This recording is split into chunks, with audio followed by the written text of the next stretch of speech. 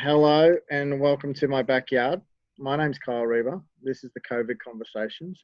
This is a series of conversations that I have with people that are near and dear to me. Some I have known for a very long time, some I have known for not so long, some I wish could have said I know longer. I have a special guest with me today, firstly.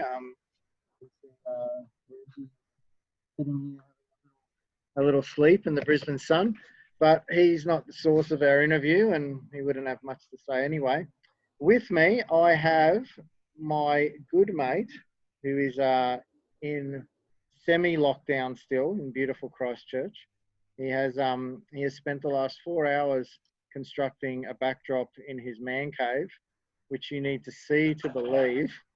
But Nigel Stupples, thank you very much for joining me. I still reckon you probably should have interviewed the dog. It would have been more interesting. Oh, come on. His accent isn't anywhere near as interesting as yours. Now, we're going to, before we get into the barbecue intro, you're a 36-year young martial artist. People thought I was going to say your age then. I went, who are we kidding? So you've been doing it for a long time. 36. I started at birth. You've, for all but a couple of years of that time, been involved with the Bob Jones Martial Arts Organisation, and probably have created a pivotal part of the growth of Zendo Kai and Bob Jones Martial Arts in New Zealand. But we'll talk about that more later. Firstly, it's still, what time is it over there? It's a bit later for you, isn't it? 2 hours? Yeah, 2 hours behind, 2 hours in front of you guys. So about 5:40, is it? I think.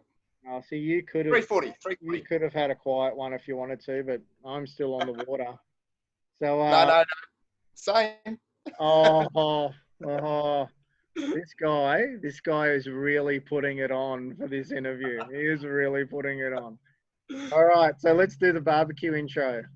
G'day, mate. My name's Kyl. What's your name? Tell us about yourself.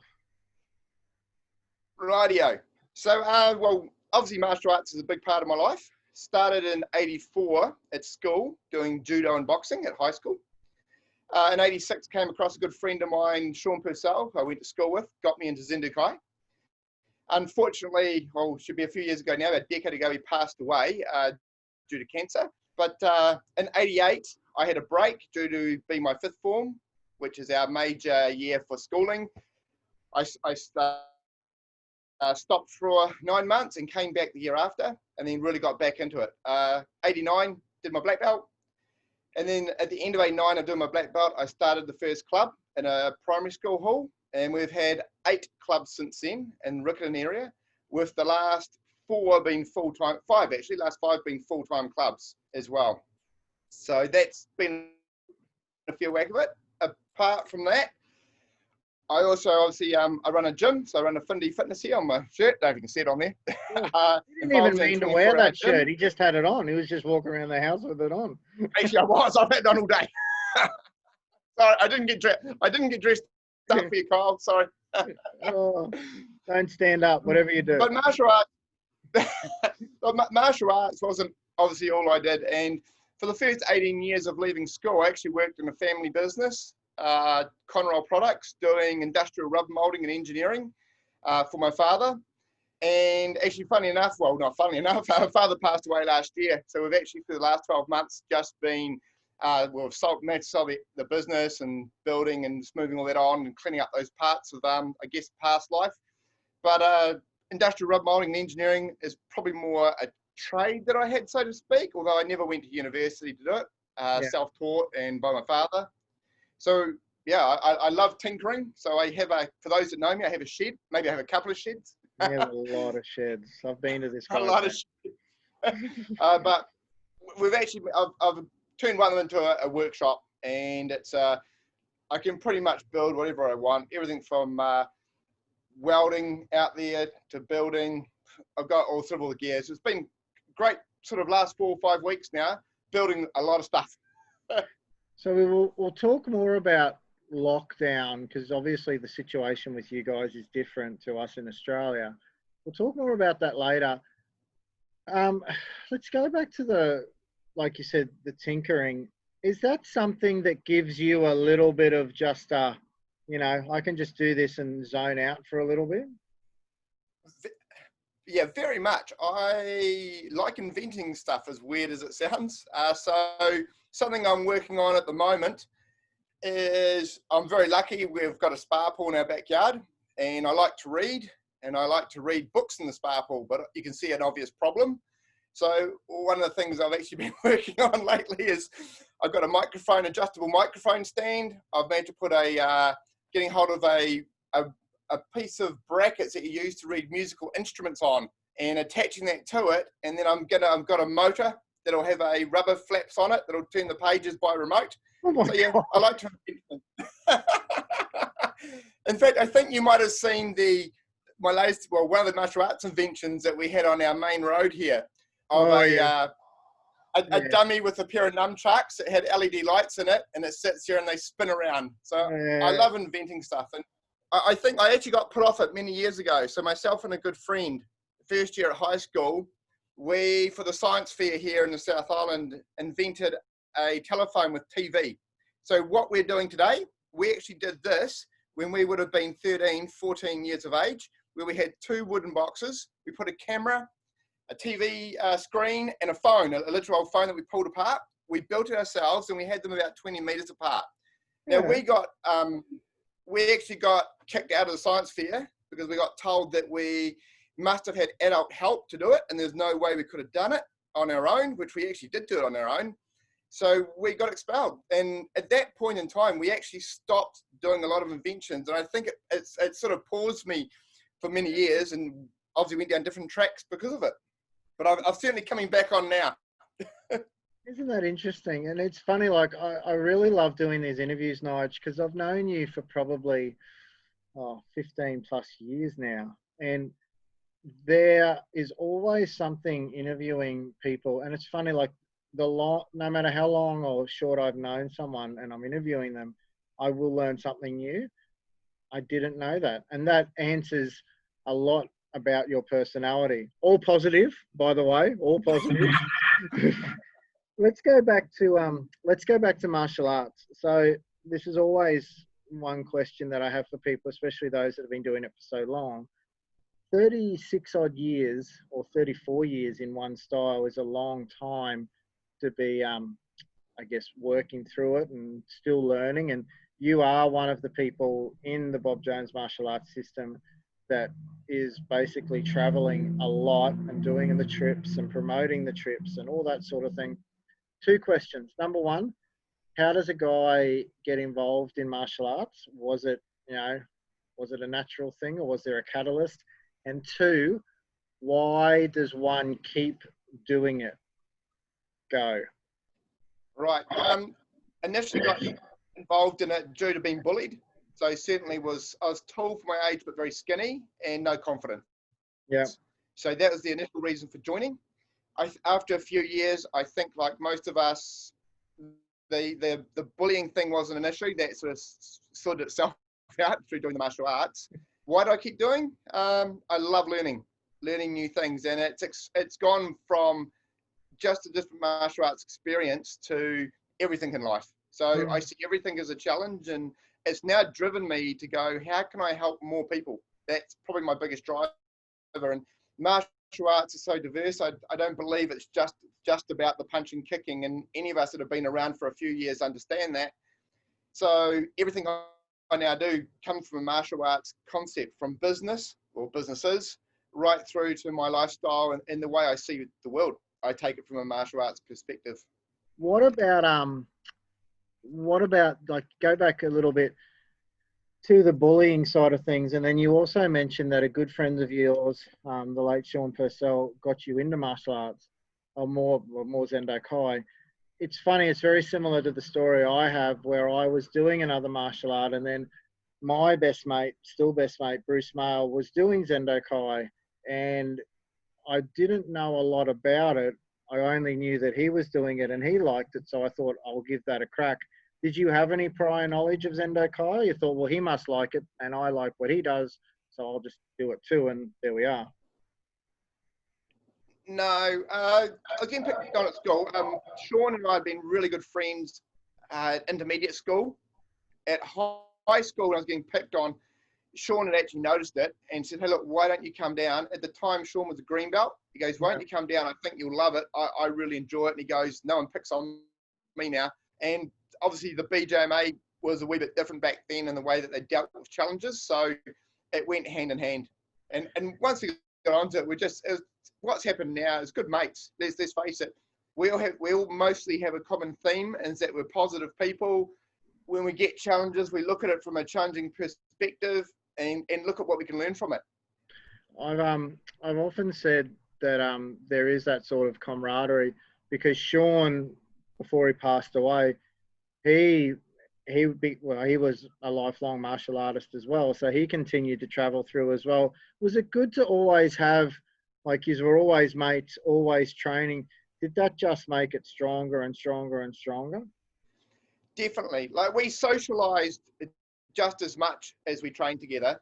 And it was Sean that always pushed me. In fact, I believe that Sean probably had more faith in me than I did. I can remember, he goes, "You're a black belt now, go and open a club. What are you waiting for?" And if I went to him for help, per se, on certain things, he'd go, "Well, why aren't you doing it yourself? You're a black belt." So the expectation was to start to be able to do things for yourself. It's that old, don't give them a fish, teach a person how to fish. And that was definitely Sean to a T. Yeah, right. So you've got, as I said, like you've got some pretty productive, productive is probably a bloody understatement. You've got some pretty productive clubs in New Zealand, like Christchurch area. I've often said to people, if there was such a thing as like a 7th or an 8th degree in business, Nigel Stupples would be one of them. What is it? Something like, you ran a club for a little bit. Like you said, you were still working in the family business. What was the turning point that you went, I reckon I could actually make a living out of this? I think passion. Passion is, quite often people go, follow your passion, but we don't know necessarily what passion is. And I believe it's what you enjoy. To me, passion is what you like doing in your spare time. So I was working doing engineering, but I love doing martial arts. And then I came to a realization thinking, well, do I want to do this for the rest of my life? And the engineering was, I like it, but no. And I could also see with rubber molding, a lot of it has been taken offshore as well. And my father wasn't the sort of person to really, he was very much a one-man band, enjoyed working on his own and doing everything himself. And that wasn't going to work in the future. So I decided that I had to make a decision.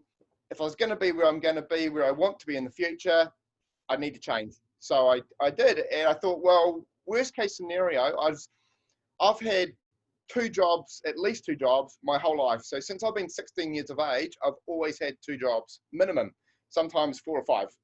So I thought, let's give this a go. And if it doesn't work, I will go off and get another job. What have I got to lose? That's pretty much how I saw it.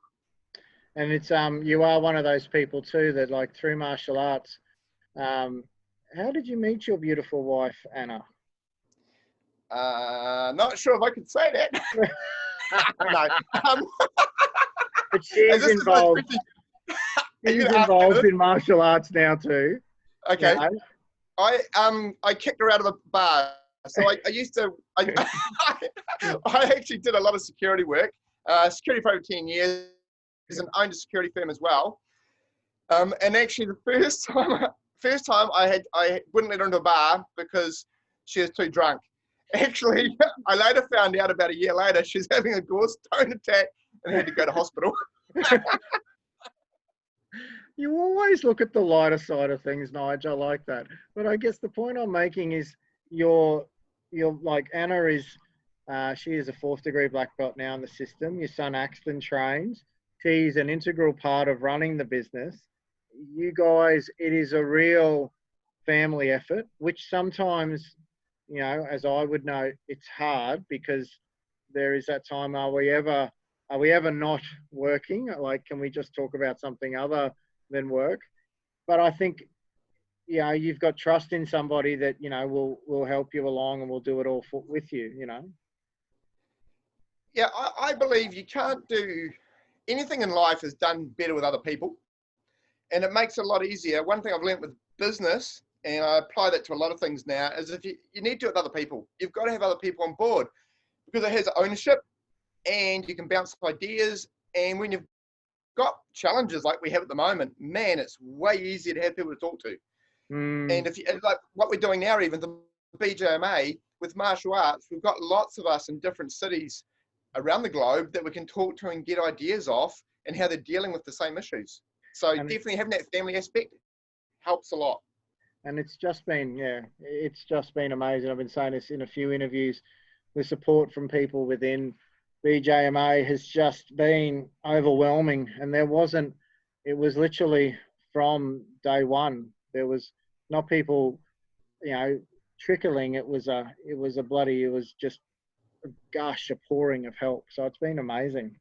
So tell me, Mr. Stupples, what are you passionate about Well, when you're not inventing book stands for a spa bar? You never know. never know. Enjoy gardening. So in a bit of spare time, which I've actually just built a glass house and garden area. Love hunting and tramping and fishing. That's something that's been a bit of a thing that you sort of you did that with your father when you were younger and that sort of thing? Yes, did a lot of fishing. So most weekends would be away fishing or shooting and that sort of stuff. And that bit I've missed a lot over the last decade or so, setting up the business and bits and pieces. It's something I've got back into. So actually, before my father passed away, we sort of rekindled back a bit of shooting and that kind of stuff in the last few years. And now that I've got that up and going, we bought a 8-wheel Argo. You may have seen that one of the earlier videos. I've seen it, people. I've been on it, and I have lived to tell the tale. He's actually quite responsible. When he lets other people drive it, however. All right, keep going. Yeah, so that's certainly a lot of things now. After in this lockdown, I've gone, right, I'm going to get right back into, once we're allowed, level 2, we're allowed to go out per normal. So there'll be a lot more fishing and shooting, a bit of time out, and teach my son how to do it.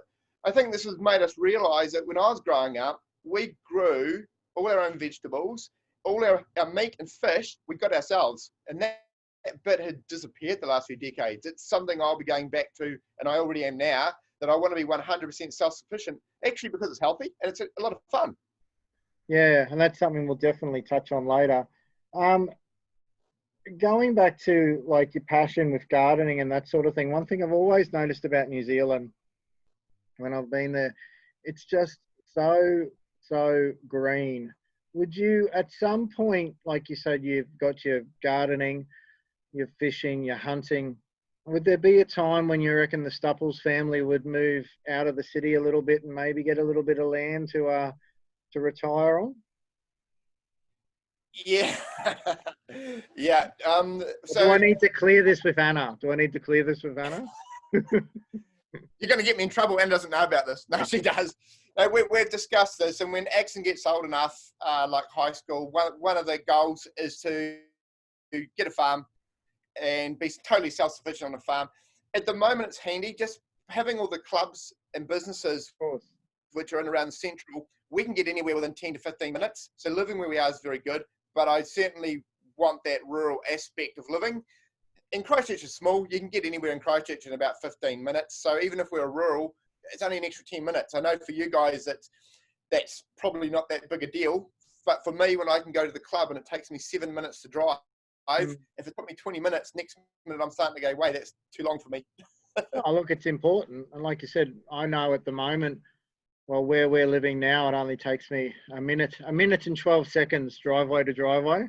And that's just handy. Like I can just race down and do that. So I think like it's definitely something that you need to be mindful of. And like you said, Christchurch has that sort of theory where everything is relatively close, and you know the demographics and all sorts of things have changed over recent years and recent events. But tell me also, Mr. Stupples, the bucket list. What's on the bucket list? Oh, things I want to do. I want to go to sabbatical at some point in time, spend 6 to 12 months travel the world and just take in as much as I can. And not just talking about necessarily martial arts per se, although definitely that will be in there, but just look at different aspects of the world, like Peru and things like that. And I guess from the spiritual point of view as well, I'm very interested on those aspects of it, but I feel I'm not there yet to be able to do that. I've still got a lot to learn. The other wee thing is want to dibble dabble in politics. It's something that I've always watched for the last 10 years and had an interesting flight back from, sorry, I can't remember where I was, Brisbane. I was in Brisbane for that last conference and sat next to a man starting up a political party down south who's actually asked me to get involved. So I said it's a little bit early just yet, but I reckon another sort of 4 or 5 years, it's something I want to have a look into, because I just feel to help people, which is what it's all been about for me anyway, I want to do it on a big scale. Why do something for 100 people in my eyes if you could do it for 100,000? So that's something I'd like to go down as well. Do you feel that's because, like, you know, and again, it gets back to the martial arts philosophy of wanting to help people. Do you feel like that's something, you know, you want to make a change? And is there things that, without getting into a political conversation, is there things you see maybe sometimes the New Zealand government do and you go, maybe if you did it like this, it could be a little bit better, and you put a bit of thought into it? Yeah, definitely. I feel that there's just not enough listening to all the different groups, whether it be, you know, most governments have the idea, we'll put an ambulance at the bottom of the cliff and those at the top of the cliff to fine, but there doesn't seem to be necessarily a lot of steps on the way down. And it's something that I feel that there could be more consideration and communication with people in all aspects of life. So whether they're unemployed, whether they're, you know, very wealthy or anywhere in the middle, that there's got to be steps to encourage people to want to help themselves. Yeah. And have a process of doing that, which is fair and above board and transparent. Yeah. And from what we see in politics, and we won't know until I get in there, I guess, is that it appears that people get corrupted when they get in there. And I without being involved in it, I don't know. So I just want to have a look, get involved and look for myself. Well, it's like you said when you were talking about starting up the clubs, and Sean would say, like, you know, this is what you need to do. And again, there's only one way to really find out, isn't there? That's right. You just got to do it. And there's enough time for talking that you've got to go on the actions. You've got to go on what you see people do and what the results are. Yeah. That's what counts, because we all have the best intentions, I believe. When we do something, it's always for the best intentions, but it doesn't come out that way through the actions of which we do. Yeah, okay. The other thing, your sabbatical, with, like, that's something you would do as a family? Would love to do it as a family. It's if all the family want to do it. Will it get done as a family is more the question.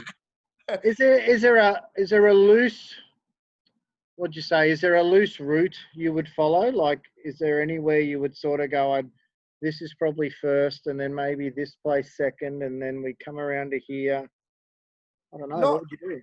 Not so much. Like I mentioned Peru before, it's something I really want to have a look at. But Nepal and all those sort of places, just places I've read about. I enjoy reading, but and there's a lot of places in books I've read, but I've just never been, and I really want to get out there and have a look. Now is probably not the best time to do that. It's pretty hard. We were supposed to be getting ready to go to Denver, actually. But you might be getting some cheap flights when this is all opened up. Yeah. Hey, I can't see flights going back to normal for 4 or 5 years. So it's going to be some time, and there's plenty to do locally anyway. Oh, look, I was talking to, we had a Zoom catch up with some friends. And last weekend, not that one, the other one.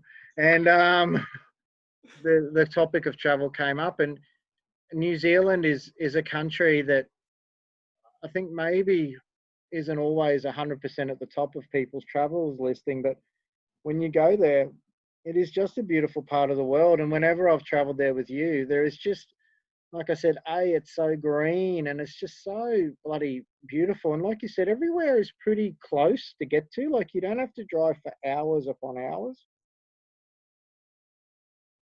I would say one of the things I'm going to do during this time that we can't travel international is go and spend some more time down at Milford Sound. I've been there once before. It's an amazing place. You've spoken about it. Yeah, look, a lot of people don't go there because it takes a day to get there from Christchurch, and it's a big travel. But to go there and then actually stay there and go stay on a boat in there or something for a week is certainly on my bucket list to do, and it's going to be on my bucket list to do in the next 12 months, since we can't really travel international. How does someone like Nigel, because you have seen a lot and done a lot, and this is a question I ask a bit too, how do you define, so when I said to you, what's on your bucket list, what's defined as a bucket list? Is it something that you put, oh, look, I'm going to put this up, chances of me doing it, or is there a bucket list is something I know I can get done before I die if I really want to? Like, what do you see it as? Yeah, for me, it's something you've always got the intentions of wanting to do because you think it's going to give you joy. Look, you might start something on your bucket list and then go, no, a bit like skydiving is one of those things that's never really spun my wheels, because I know, and in my head I go, gee, this might be a great thing to do. I also know when I'm being probably standing at the door looking out going, why did I make that decision? So that doesn't really spin my wheels, which is why it's not on my bucket list. But Yeah. for me personally, I like growing, I like learning, I like growing. So for me, I'm looking at those things going, what can I learn from it? If I jump out of a plane, once again, from my experience, I don't believe I'll learn myself from pushing myself, but I'm going to go down. But if I went somewhere to certain countries, like you're doing with these interviews, you're going to learn things you didn't know about. And that's the bit that I enjoy. I enjoy the learning of new things. And I think that's what probably leads us on to this new one. And the final question, and it's a question I've got a few parts that I want to run through with you. So obviously, you're in New Zealand. Newsflash. There is obviously stuff that's very different in New Zealand at the moment compared to Australia. So firstly, how is COVID affecting you is the first question. Secondly, I want to talk about basically maybe COVID compared to other natural disasters, because without making it a competition, you guys we might have bushfires, but you got the whole earthquakes thing going on as well. So maybe how is that affecting everything? And then I guess the final thing is, what are you going to do moving forward out of COVID, which you've touched on already? How are you going to maybe alter life a little bit moving forward out of COVID? So the first question, obviously you run a business. It's very successful. It's also very busy, but like me, it involves an excessive amount of human contact. So what are you doing right now as opposed to other than sitting in your man cave pining all the time? Well, yeah, so yeah, like a lot of us, businesses are closed and we can't open on level 3. So we're at a 4-level tiered. Level 4, we're all at home. Level 3 opened this week on Monday. That's essential services like builders. We can't open in that. So we've got the martial arts is closed. In fact, all 7 martial arts clubs are closed. The Affinity Fitness is closed. We've got some other things like rentals, which we've had one of those stop paying as well. So that makes things a bit tight on cash flow, as it does for everybody. We're also looking at moving forward. We've got PGB, which is our Proactive Germ Busters, a new business we're putting together, which is going in and fogging people's homes. And we've got some other things I can't talk about yet that we're looking at introducing in the near future. So basically starting up another company. In the meantime, that'll hopefully help some cash flow. When we get back in, we're spending a fair bit of time this week doing the new policies and procedures as far as safety, health and safety goes for staff and for members. Yeah. We do hope we can actually open the gym in another sort of about 10 days, roughly. What getting back to the Depends stages, on obviously how numbers go. Yeah, getting back to the stages.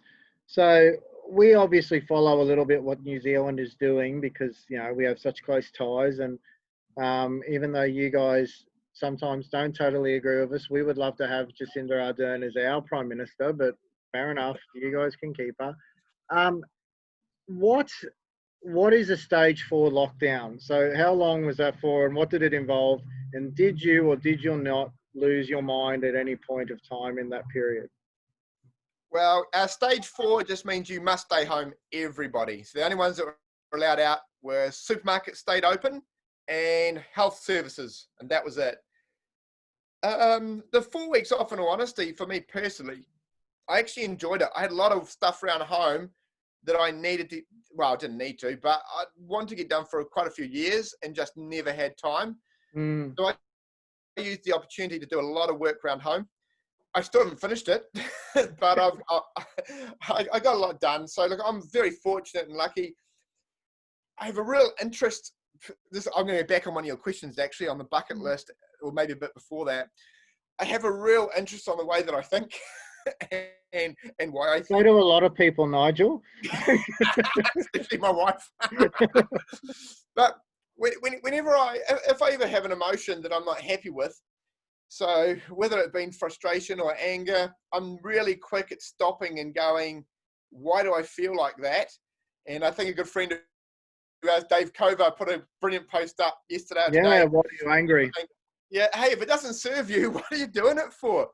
So I tend to be very much like that. I'm always analyzing what I'm thinking and going, if I'm not happy, I just change. And yeah, so I'm going back a few questions now. Hmm. I love a lot of documentaries on history, on World War II, the way people got through it, World War I, and it was all thought process. People that survived and come out the other side of these things. And actually, you're talking about the earthquakes we had here. We were lucky. We almost went bankrupt. We were probably within 12 hours of going through, and it was government subsidy that came in the following day that saved us. We're very close. And then obviously we've had the mosque shootings where we actually did lose a client from the gym, which is just down the road from where we are. So we've had a few things, and I feel, to me, this is just part of life. It's a sad part of life and affects a lot of people, but in 10 years' time, I'm sure we would have forgotten about this and we'll be looking at something else. And I don't want to make things easier. I'd rather make me stronger to make me a better person. So as hard as this is going to be, and it's not going to be comfortable for me, I also understand it's making me stronger. So I just got to put my big boy pants on sometimes and go, right, I'm going to enjoy this, and I'll find something that enjoys it. Do you find because getting back to the earthquakes, and you know, I know I've spoken to you and Anna a lot about this, because it's not the earthquakes that fascinate me. It's the aftermath and how Christchurch, or has recovered. And there's still parts that of Christchurch that I went through there recently with you in February, that is still recovering as such. But do you sort of look and go, all right, so you want me to stay at home for 4 weeks? Fuck, is that all? Is that all we have to do to get this not a problem, as opposed to everything else that's still going on after the earthquakes? Yeah, maybe I'm lucky that way. Like we lost water and power for a few weeks and that sort of stuff, and we couldn't go out and under curfews. So yeah, this is not really that much different, except for you can go to the shop and get whatever you want. One thing we did do after the earthquakes is we thought, I'll never get caught out again. And we've always had a supply of food, water, generator, you name it. So even when this hit, we're kind of reasonably well set up anyway. Yeah, I've And actually noticed, Nigel. I've actually noticed you have a very good stock of biscuits up on the top shelf of the pantry. I've noticed that. hey, I thought they were hidden. How'd you see that? You showed them to me. But sorry, getting back to you. So you've always made sure that you've just, like had a little bit there in reserve? Definitely. Like we enjoy camping, and we managed to get ourselves a caravan, and the caravan's always ready for 3 to 4 weeks of supplies. So I was always thinking of earthquake is what we thought. If it ever happened again, we just all go move into the caravan and we could stay there. It would be fine. So this was a little bit, didn't expect this, but also in saying that we're reasonably comfortable in the situation compared to a lot of people, that we still feel, well, I feel sorry for, because it's just, you can't, they don't expect it, and it's something different. Yeah. I mean, I'm a business owner too that's been grossly affected by, all the measures that have been put in place as of you. Do you, I guess, me personally, I don't, but I guess asking you, do you hold any malice against the powers that be, or do you understand that it just had to be done? We've been really lucky here. For me personally, I feel what they did locking down was a good thing, and I agreed with it. I haven't agreed with everything else that's been necessarily done though. But what will be, and I'll make it the best thing out of it. So whichever direction it goes, I will make it work for me one way or another.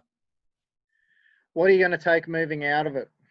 Like you've touched on that already, but what will you do?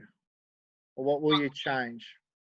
I will be spending a little bit more time at home, a little bit more time at some point in time, a couple of times a year, compulsory lockdown. Actually, I'm going to do it on a more regular basis because I feel I've learnt more out of this actually than by not doing it. So looking from the back, I understand it's had a huge financial cost to lots of people, including myself actually. But you know what? It really has given us opportunity to stop. And I don't know, probably if I'd been a younger kid today, I probably would have had ADHD or something, or been classified as something like that. It's been good to make me stay at home for a little bit. But again, like you said, you're very driven, and you've clawed your way to where you are. Without sounding frivolous, it is only money, and if you've clawed there once before, then you can claw there again. Yeah, I think like as a martial artist, as we understand too, that if you're going off and you go and learn another martial arts as a white belt, and we all enjoy putting a white belt on and learning something new, it's not as hard the third, the fourth, the fifth time to start learning another martial arts because you kind of understand the learning process and how to learn. So whether it be a financial thing, if you've made money once before, you can make it again. In fact, getting a job and making money is easy, and keeping it's the hard part. Well, we were, for those who don't know, in this group, we had a little, there's a little business owners group that I'm involved in, as is Nigel. And when this all started to really come to a head and we were talking about shutdowns, we're all working through one thing. And meanwhile, Nigel comes on saying he's starting up a new company and he's doing this and he's that and he's got all this happening. So you are a guy that's like, and I guess people might view that the wrong way or might have a different view of it, but you're seizing an opportunity. And I mean, again, without getting too much into business and political conversations, there is probably a lot of industry that moving forward, people are going to now be searching for products in their backyard more than they are from other Asian countries, let's just say. Do you think that's something that you will, like you said, with these new business ventures, you go, oh, if it's there, if there's money there to be made, why can't I try and get my hat in the ring, I think I agree to somewhat. Also, if you've got something you can serve to help someone else and it's better than another product, why not? Isn't that what we're built on? Isn't that what martial arts we do? Don't we? Absolutely. Zendokai was huge in its heyday because it was all about we're the latest thing on the block, and we've got to keep evolving. We've got to keep changing. And if someone else decides, hey, I don't want to do martial arts anymore, and they let themselves go, whether it be physically, mentally, spiritually, does that mean I have to? We know we don't have to. It's our choice. For me, I've got a direction of I could do what everyone else does and follow all the sheep, or I can go a different direction. And I've always been one to go, hey, everybody's going that way, but I see something over here. I think I'll go this way. And in worst case scenario, it doesn't mean I can't change and go back. If I need to go back, I can. But I'm always want to get saying go. And we've always had change, haven't we? We've always had change, and change is opportunity. So we just have to jump on it and make the most. In worst case scenario, we learn. Yeah. Well, yeah. There's winning and there's learning, isn't there? That's the saying. Yep. What probably the last one, I guess, from a martial arts point of view, we've been talking more like about, obviously the surgence of online learning and the use of online platforms and all the rest of it. I guess 2 questions to finish off.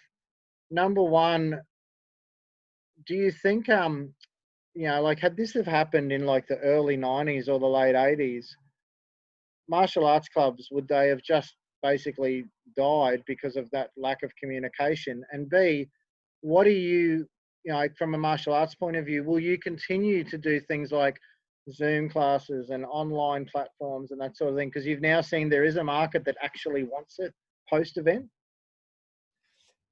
So your first question, it makes me wonder, in martial arts, when we first started, there used to be a lot of talk about the secretive stuff and the secret aspect of training. I think it would have gone underground. If they had stopped it back in the 80s and we didn't have access to resources, I think people would have been training other people, but quietly in their backyards and garages.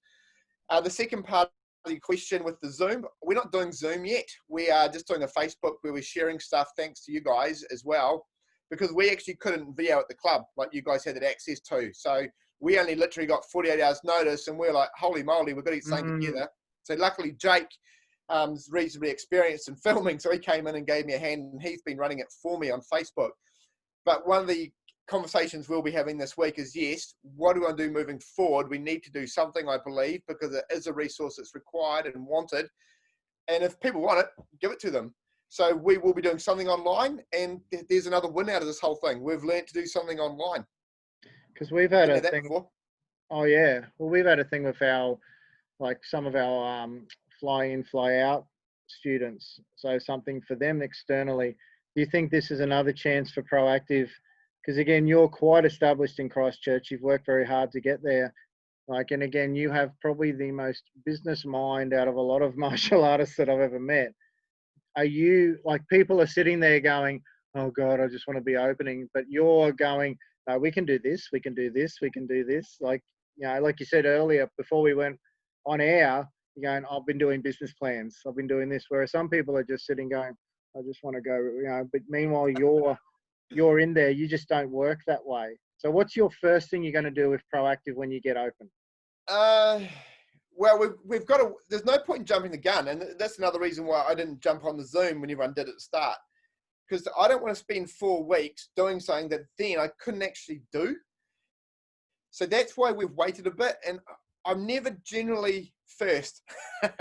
I like to be third or fourth. I like to see what the people do, see how it reacts, and then take my direction. Because I've got some experience to learn from. So if someone does make a mistake, I can learn from their mistakes, rather theirs than mine. That sounds good. There definitely will be some online stuff moving forward as far as what we're doing. As to what platform we use, I'm not 100% sure yet. That's a meeting we're going to have and discuss. Yeah, I guess in a nutshell. So I just don't rush into things, because you can go off and do something, and then the government, as we've just learnt from what's happened 5 weeks ago, the government can dictate to you, like what we had here. This is a political rant because I didn't agree with it. But originally, the government gave the wage subsidy to all medium and small businesses in this country. But 50% of businesses in this country are small and medium. The other 50% are large. The large businesses got nothing. To me, that's not fair. So, but they changed their mind about a week so later because they realized the impact. So I take that concept of don't be hasty. And even some of my black belts will tell you, whenever they ask me a question about something, oh, you'll have to give Nigel 24 to 48 hours because he won't answer it right now. I like to sleep on it. Sleep. I can go to bed with one thing in my mind, and I can guarantee I'll wake up in the morning and I go, oh, that's 180-degree difference to what I was thinking, and this is why. Yeah. You're that guy that gets the dirty email and then walks away, has a breast, has a cup of tea, has a look, and go, now I will respond. So I am looking at it. I'm not even that. I'm the I'm the guy that gets the email. I'm gonna read it, save it in my folder, and I'll answer you tomorrow with a polite one. Yeah. It's definitely a good thing to do, because again, there would be, I've seen, and there would be a lot of people in New Zealand as well, not just politically, but just making some very rash decisions. And even like now that we've got a whiff of going back and opening, and when I say a whiff, it could be 8+ weeks away. The amount of messages that I've gotten about opening and this and that, when we get, I said, guys, when we get the nod, we'll deal with it then. Until then, I'm not being negative. I'm just not going to get all my eggs in one basket and hope for something that I don't know is going to happen. Yeah, and I guess one thing that I probably could do a little bit more, and that is a bit more FaceTiming on even on our sites, but I haven't done a lot because I don't know what's happening. And if I go up there and say, look, guys, I hope to open in 2 weeks, well, that to me is a pointless message. They know as much as I do, and let's be honest, even with our political people at play, they probably know as much as we do anyway. So that's why they can only make the decisions of the information they have. So on a political front, I don't really blame anyone for the decisions that they make, because they don't really know. They don't know all the answers anyway. They're having to do the same as we're doing. What's the benchmark? As I say to people here, the only benchmark we have, as opposed to anything like this, is the Spanish flu in 1917, and our country's changed a lot since then. So yeah, we're just doing the best we can with what we have. But Nigel, if anyone was in beautiful Christchurch and wanted to come and check out one of the many proactive gyms, where would how would we get in touch with you the best? What's the best way to do it? Just Google proactive or Google self-defense. We'll come up the first hit on all those things anyway. Or yeah, if they've got proactive, they'll find us, or BJMA. And like I say, we're well spread out throughout Christchurch now. And obviously one of the things since we've been sitting down here is putting some plans together to expand. So we sort of want to get the rest of the South Island underway. We used to be in Dunedin and Nelson. We want to get back. So that's sort of things I use this time for now. But yeah, look up BJMA, self-defense or proactive. You'll find us. I reckon with that mindset, Nigel, you'll be doing that as well as about 4 other companies at the same time. and you're still finding time to build a shed. Nigel Stupples, it's been a pleasure talking to you. So if anybody has liked what they listen to, what you can do is you can subscribe to our YouTube channel. You can share this video and others. You can give it a like. You can link it in any of your Facebook posts or any of your social media posts. Pass it around, because yeah, I think it's good that we're having these conversations, especially with people like Nigel who are in other countries and they're affected in their own special way. But mate, thank you. It's always it's been fantastic, and you didn't put me too much on the spot, so I shouldn't be too much in trouble. So thank you for your time, sir. I love the way that's the first thing you go to. Like, did I say anything that's going to piss off Hannah? Oh, did I tell you who the person was that bullied me and why I started? Oh, no. I'll just press record.